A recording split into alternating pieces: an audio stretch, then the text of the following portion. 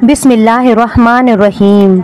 नाजरीन, खाना काबा अल्लाह का घर है और उसकी हिफाजत की जिम्मेदारी भी खुद अल्लाह ताला ने ले ली है।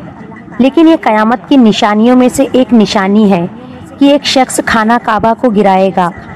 नाजरीन, इस वाक़ये की तफसील से पहले आपको बताते चले कि जब यमन के बादशाह अब्राहा ने खाना काबा को गिराने की कोशिश की थी तो उसका क्या हस्र हुआ था। हुजूर अकरम सल्लल्लाहु अलैहि वसल्लम की पैदाइश से सिर्फ 55 दिन पहले यमन का बादशाह अब्राहा हाथियों की फौज लेकर काबा ढाने के लिए मक्का पर हमला आवर हुआ था। इसका सबब ये था कि अब्राहा ने यमन के दारुल सल्तनत सना में एक बहुत ही शानदार और आलीशान गिरजाघर बनाया और ये कोशिश करने लगा कि अरब के लोग बजाय खाना काबा के यमन आकर उस गिरजाघर का हज किया करे। जब मक्का वालों को ये मालूम हुआ तो कबीला कनाना का एक शख्स गैज और गजब में जल भुन कर यमन गया और वहाँ के गिरजाघर को पैखाना करके उसको नजासत से लथपथ कर दिया। जब अब्राहा ने ये वाक़या सुना तो वो तैश में आपा से बाहर हो गया और खाना काबा को गिराने के लिए हाथियों की फौज लेकर मक्का पर हमला कर दिया और उसकी फौज के अगले दस्ते ने मक्का वालों के तमाम ऊँटों और दूसरे मवेशियों को छीन लिया। इसमें 200 या 400 ऊँट अब्दुल मुत्तलिब के भी थे। हजरत अब्दुल मुत्तलिब को इस वाक़ये से बड़ा रंज पहुंचा। चुनांचे आप इस मामले में गुफ्तगू करने के लिए उसके लश्कर में तशरीफ ले गए। जब अब्राहा को मालूम हुआ कि कुरैश का सरदार उससे मुलाकात करने के लिए आया है तो उसने आपको अपने खैमे में बुला लिया और जब हजरत अब्दुल मुत्तलिब को देखा कि एक बुलंद कामत रोबदार और निहायत ही हसीन व जमील आदमी है जिनकी पेशानी पर नूरे नबूवत का जाह जलाल चमक रहा है तो सूरत देखते ही अब्राहा मरूब हो गया और बेइख्तियार तख्ते शाही से उतरकर आपकी ताजीमो तकरीर के लिए खड़ा हो गया और अपने बराबर बैठाकर दरियाफ्त किया कि कहिए सरदारे कुरैश, यहाँ आपकी तशरीफ आवरी का क्या मकसद है। हजरत अब्दुल मुत्तलिब ने जवाब दिया कि हमारे ऊँट और बकरियाँ वगैरह जो आपके लश्कर के सिपाही हाँक लाए हैं, आप उन सब मवेशियों को हमारे सुपुर्द कर दीजिए। ये सुनकर अब्राहा ने कहा कि ऐ सरदारे कुरैश, मैं तो ये समझता था कि आप बहुत ही हौसलामंद और शानदार आदमी हैं, मगर आपने मुझसे अपने ऊँटों का सवाल करके मेरी नज़रों में अपना वकार कम कर दिया। ऊँट और बकरी की हकीकत ही क्या है? मैं तो आपके काबा को तोड़ फोड़ कर बर्बाद करने के लिए आया हूँ। आपने इसके बारे में कोई गुफ्तगू नहीं की। हजरत अब्दुल मुत्तलिब ने कहा कि मुझे तो अपने ऊँटों से मतलब है। काबा मेरा घर नहीं है बल्कि वो खुदा का घर है। वो खुद अपने घर को बचा लेगा। मुझे काबा की जरा भी फिक्र नहीं है। ये सुनकर अब्राहा अपने फिरौनी लहजे में कहने लगा कि ऐ सरदारे मक्का, सुन लीजिए, मैं काबा को ढाकर उसकी ईंट से ईंट बजा दूंगा और रुए जमीन से उसका नामो निशान मिटा दूंगा, क्योंकि मक्का वालों ने मेरे गिरजाघर की बड़ी बेहुरमती की है। इसलिए मैं उसका इंतकाम लेने के लिए काबा को मस्मार कर देना जरूरी समझता हूँ। हजरत अब्दुल मुत्तलिब ने फरमाया कि फिर आप जाने और खुदा जाने, मैं आपसे सिफारिश करने वाला कौन। इस गुफ्तगू के बाद अब्राहा ने तमाम जानवरों को वापस कर देने का हुक्म दे दिया और अब्दुल मुत्तलिब तमाम ऊँटों और बकरियों को साथ लेकर अपने घर चले आए और मक्का वालों से फरमाया कि तुम लोग अपने अपने माल मवेशियों को लेकर मक्का से बाहर निकल जाओ और पहाड़ों की चोटियों पर चढ़कर और दरों में छुपकर पनाह ले लो। मक्का वालों से ये कहकर फिर खुद अपने खानदान के चंद आदमियों को साथ लेकर खाना काबा में गए और दरवाजे का हल्का पकड़कर इंतहाई बेकरारी और गिरिया उजारी के साथ दरबारे बारी में इस तरह दुआ मांगने लगे कि अल्लाह, बेशक हर शख्स अपने अपने घर की हिफाजत करता है, लिहाजा तू भी अपने घर की हिफाजत फरमा और सलेब वालों और सलेब के पुजारियों यानी ईसाइयों के मुकाबले में अपनी इताअत शाआरों की मदद फरमा।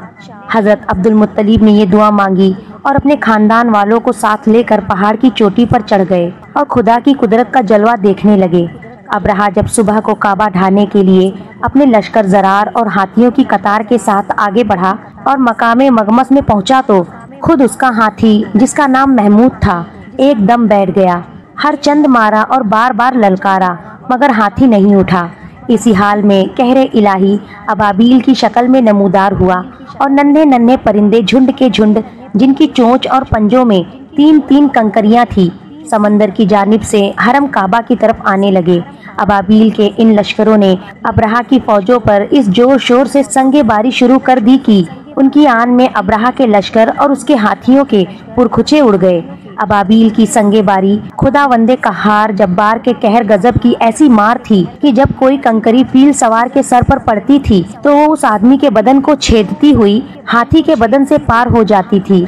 अब्राहा की फौज का एक आदमी भी जिंदा नहीं बचा और सब के सब अब्राहा और उसके हाथियों समेत इस तरह हलाको बर्बाद हो गए कि उनमें जिस्मों की बोटियां टुकड़े टुकड़े होकर जमीन पर बिखर गई।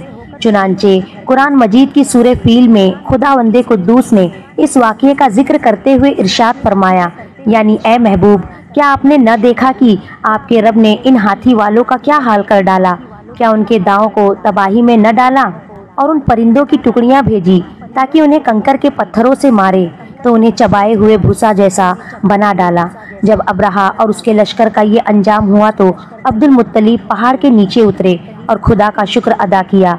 उनकी इस करामत का दूर दूर तक चर्चा हो गया और तमाम अहले अरब उनको एक खुदा रशीदा बुजुर्ग की हैसियत से कबीले एहतराम समझने लगे। तो नाजरीन, अब आपको इस वाक़ये के बारे में बताती हूँ जो क़यामत के नज़दीक पेश आएगा और जिसके बारे में हज़रत मोहम्मद मुस्तफ़ा सल्लल्लाहु अलैहि वसल्लम ने फरमाया था।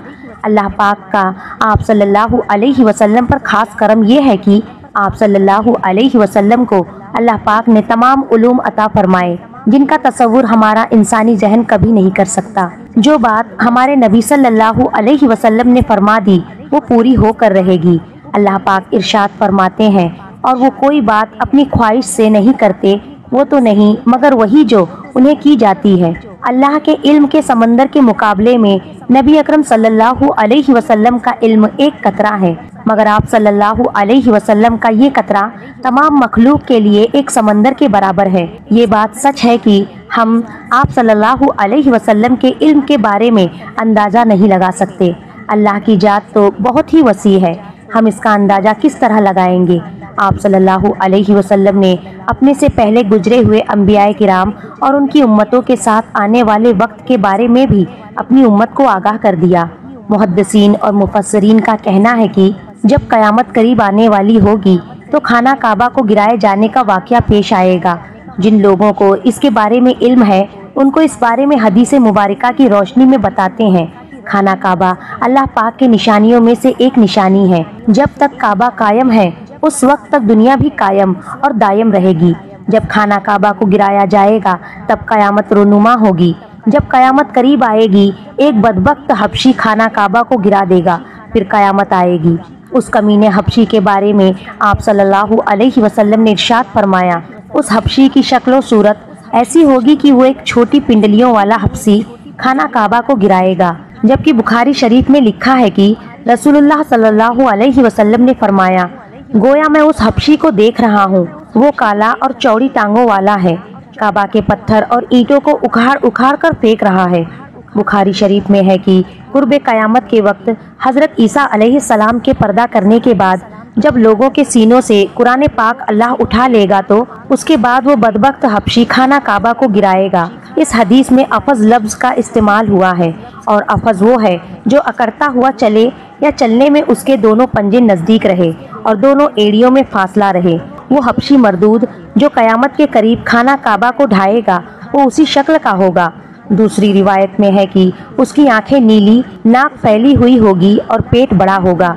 उसके साथ और लोग होंगे। वो काबा का एक एक पत्थर उखाड़ डालेंगे और समंदर में ले जाकर फेंक देंगे। ये क़यामत के बिल्कुल नज़दीक होगा।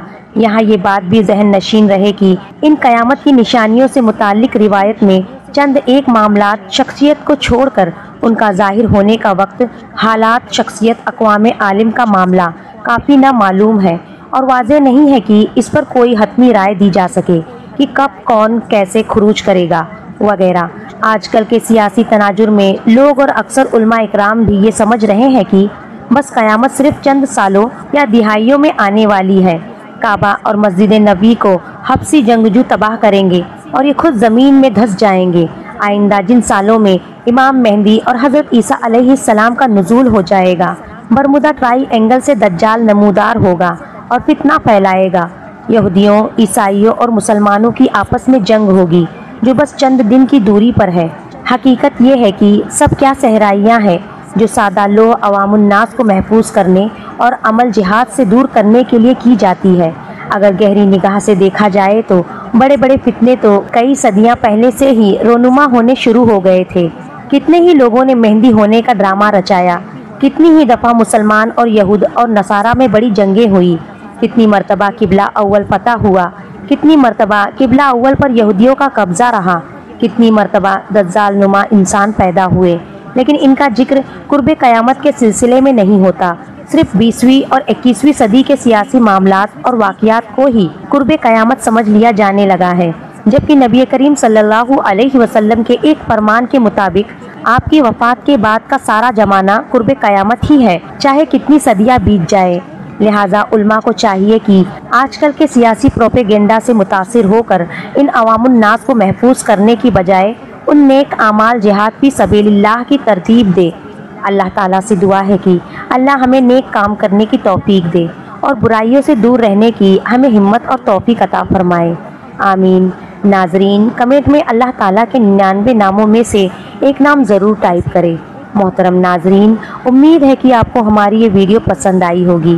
ایسی اور اسلامی واقعات اور معلومات حاصل کرنے کے لیے ہمارے چینل کو ضرور سبسکرائب کریں اور دل اجازت دے تو ویڈیو کو دوسروں تک لازمی پہنچائیں۔